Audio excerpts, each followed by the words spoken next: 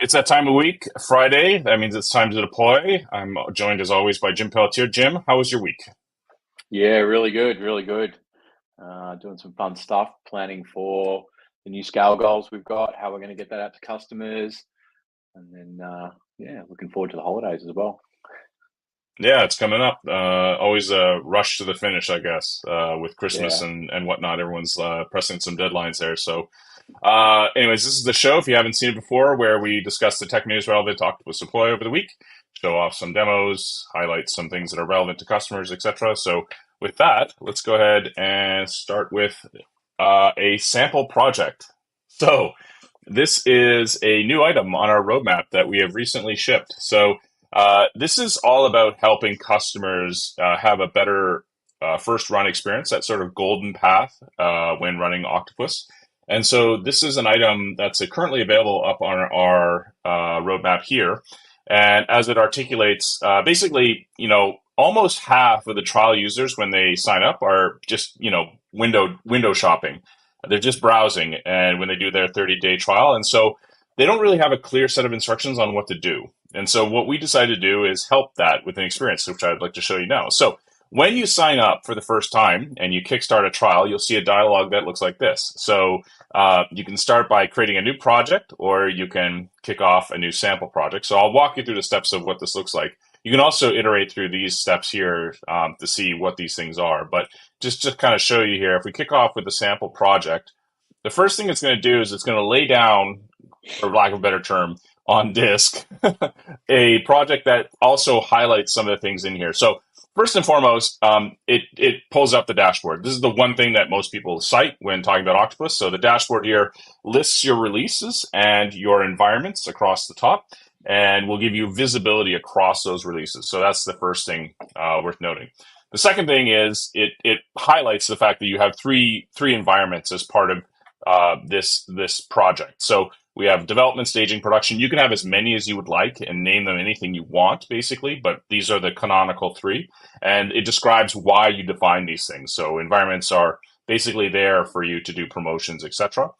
The third step is defining a deployment process. So here it lays out that we have a package called sample package. This is like a binary, a zip archive, whatever it is, your application that you want to get to a list of one or more targets. You then may run some script. So that's what it's doing here. It's executing some scripted instructions. You can do a variety of other steps as well. We have over 600 or so steps that you can use. And then lastly, but not leastly, it sends an email. But more interestingly, it sends an email utilizing our octo stash notation, which is a variable substitution. So this is a way in which you can actually get some really powerful and flexible deployment processes going. So that's the third step. The fourth step is talking about variables themselves. So we just highlight the fact that we have these variables. So now, if you wish, you can define these and also have them under different scopes. So variables come all shapes and sizes. You have plain text variables, you have sensitive variables, you have variables that list off accounts, etc. You also have scopes that define where those variables will be reused. So here you can see we have a variable here for app version, utilizes our octo stash notation. Oops, I got a little bit redrawn. We then have multiple values for greeting message, which we can look up, and they have different scopes depending upon where they're running, and then other values are found here. So it's just kind of walking you through that set of stages. And then finally, runbooks. You wouldn't have a good environment for deployments unless you have runbooks, and so there are three that are provided out of the box with this sample project. Export a database backup, restart the web server, and then scale up a Kubernetes replica set.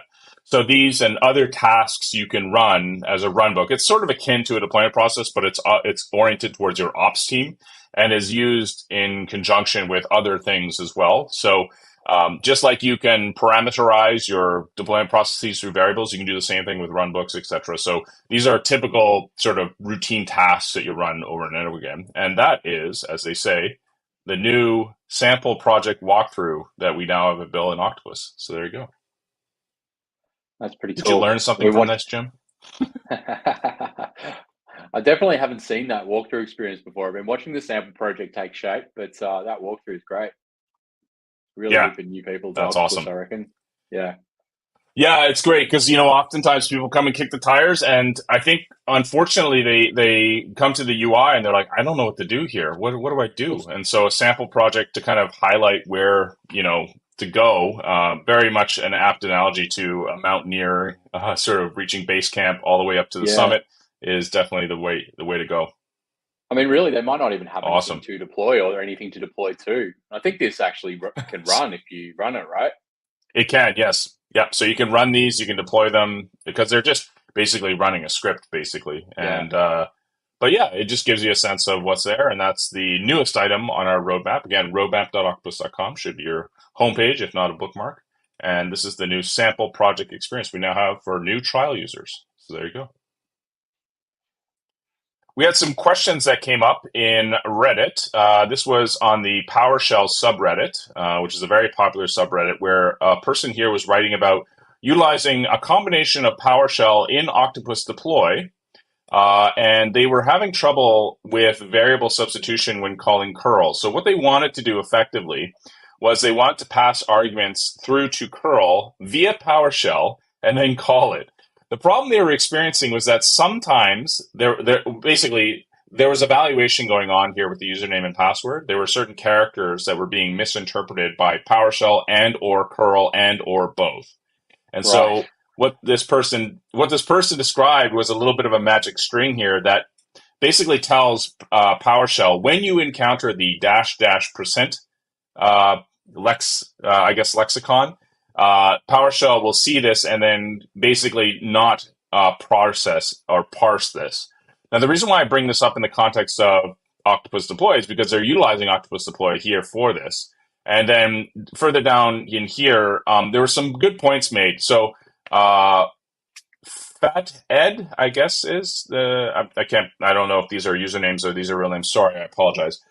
Don't pass a password as an argument like that. It's going to be logged all over the place. Not if you're using sensitive variables. So I keyed in here and I said, if you're using sensitive variables, these are masked in the logs. So that's an important distinction there.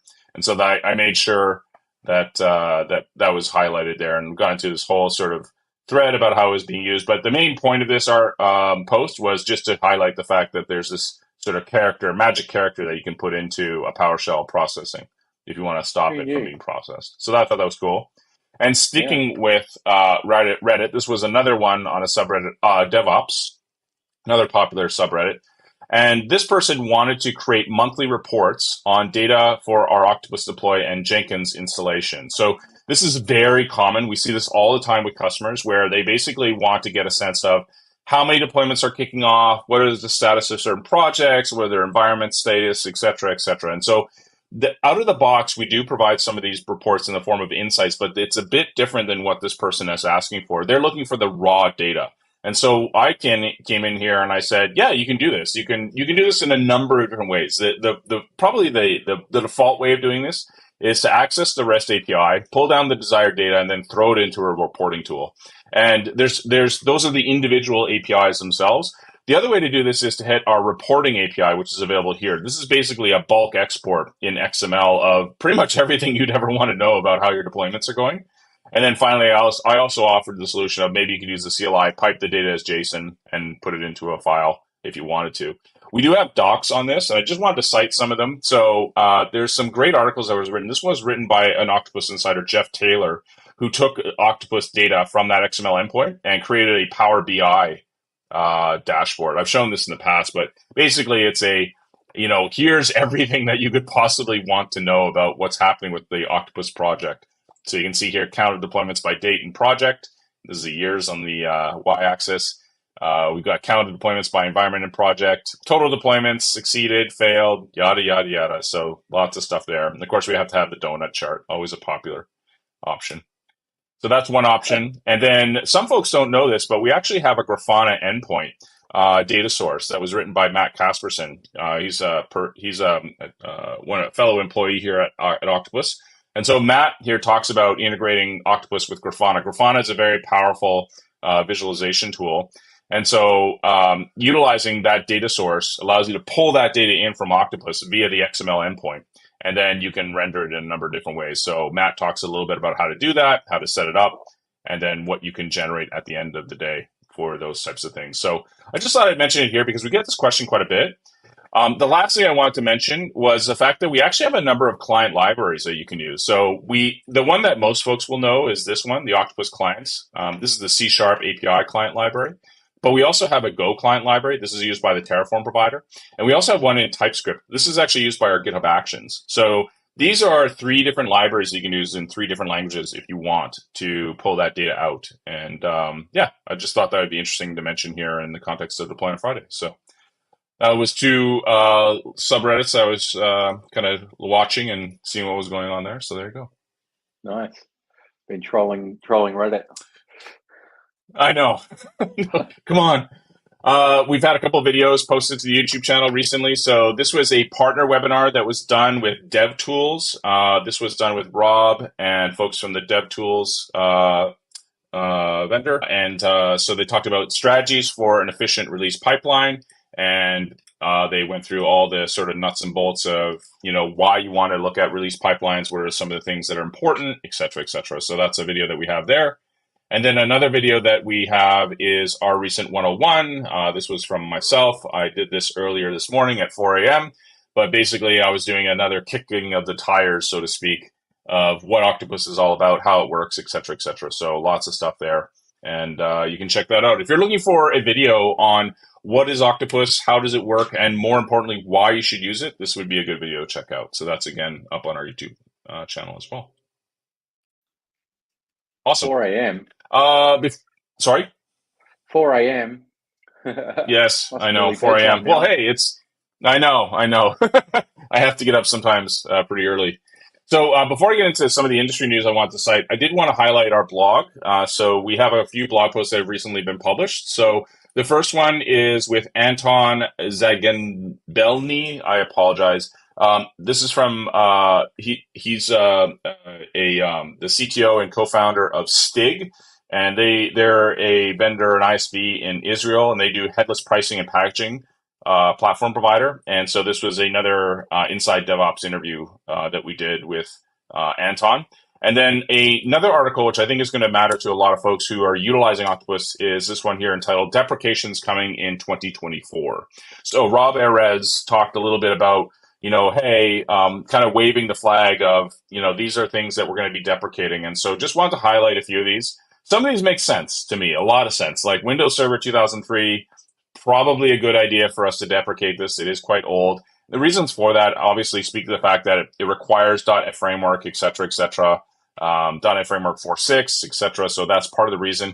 And if we have to keep these things around, it just makes our lives harder. So, and when we look at the logic and the logic behind this and the analytics that we see for targets, et cetera, it makes a lot of sense. So dropping those workloads is going to make sense.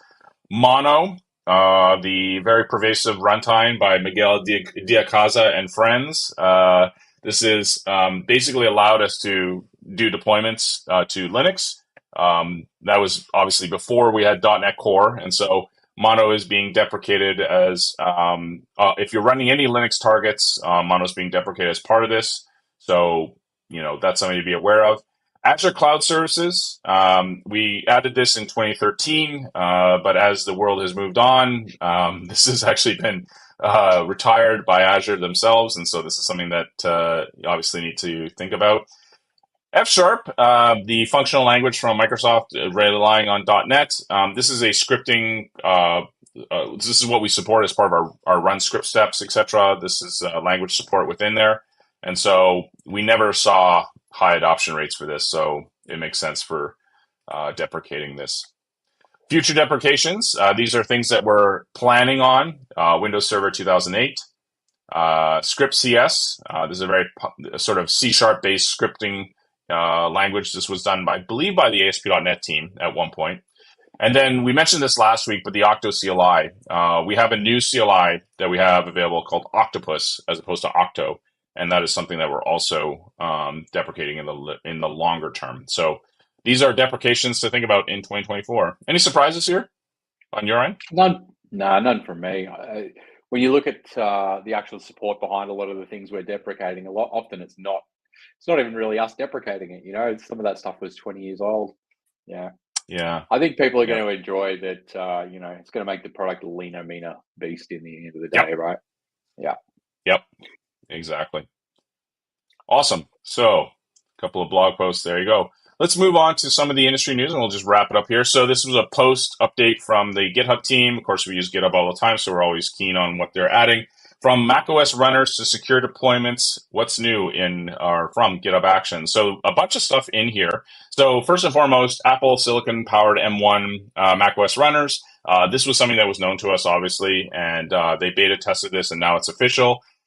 They also have requiring workflows with repository rule sets. So basically, enforcing policy at scale. So that's when you're running these workflows, you want to make sure that they're within compliance, and you can dictate those using a combination of tools. But this is important if you're managing this across your GitHub repos. Keep your deployments secure with new continuous deployment features. So these are things that obviously are these are things that we were well aware of. These were announced, I think, at the last GitHub Universe. Deployment protection rules. So this is something that if you're doing a deployment, if you're keying off a deployment within GitHub, GitHub Actions, which has this capability, there are rules associated with that. New dashboard views for deployments across environments. Now, the notion of environments and deployment rules, they're not as complex.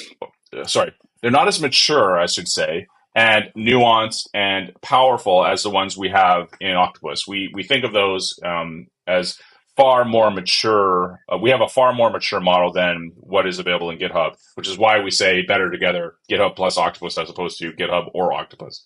But there's a new dashboard view available there, a bunch of other features as well. I don't think you'll find the experience quite as nice. I mean, these are mostly just text and checkboxes that, it's the common sort of GitHub experience that you see. So, if you use a tool like Octopus, I'm not trying to persuade you otherwise, but, if you use a tool like Octopus, you get the dashboard, you get to see these things actually qualified within the dashboard. So it does give you some niceties there.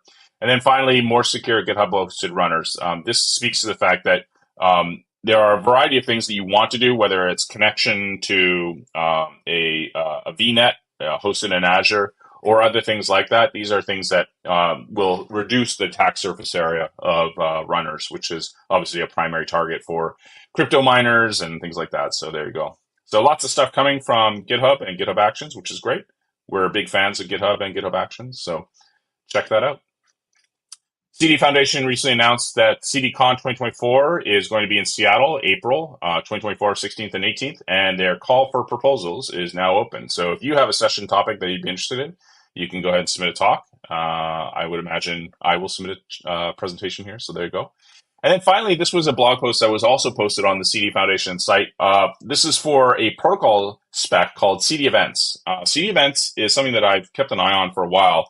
And what it does is it basically defines a protocol where vendors who do continuous delivery can actually write events to a common specification.